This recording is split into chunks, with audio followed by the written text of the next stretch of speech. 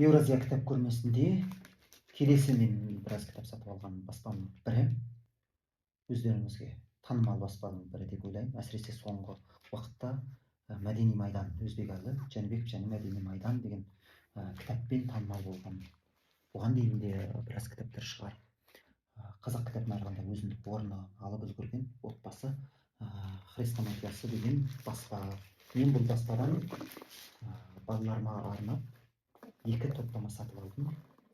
Әріптер қалашығы деп аталады. Бұнда 5 жастан жоғарғы балаларға арналған, кәдімгі іші өте тамаша, маған ұнады.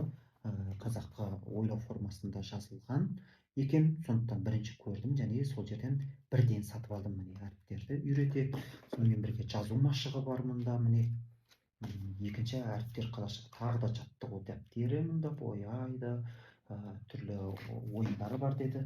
Мен сол үшін сатып алдым бұл кітап қоржынын.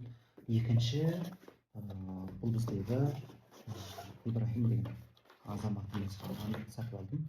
6 жастан жоғары билейтін әріптер, сонымен бірге кітаптан қорқатын бала, сөз жинаушы қыз, яғни сөздік қорын дамытуға арналған деді. Мына кітапты кітап оқытуға қызықтыратын кітап деді, билейтін әріптер деген.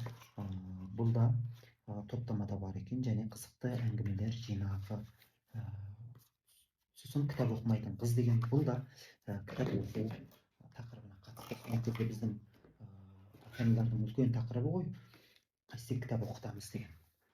Сол мәселеге көмегі болар деген ниетпен сатып алдым. Екінші кітап Өзбекәлі және Мәдени майдан. Бұл жерде Санжар Керімбай мырзаның өзі бар екен. Ағамыздан қолтаңбасымен сатып алдым. Мына кітапты бара қалғанда ол кісі мені бірден көрді де сәлем бергесін. Сөзге келместен осы кітапты қолыма ұстатты. Сосын ел алдында жүрген азамат, айтары бар азамат қой деп, қазақы дәстүрмен ырымдап сатып алдым. Мамандықтың мәні деген тақырыбы да жақсы кітап екен. Бұйырса алдағы уақытта оқитын боламыз.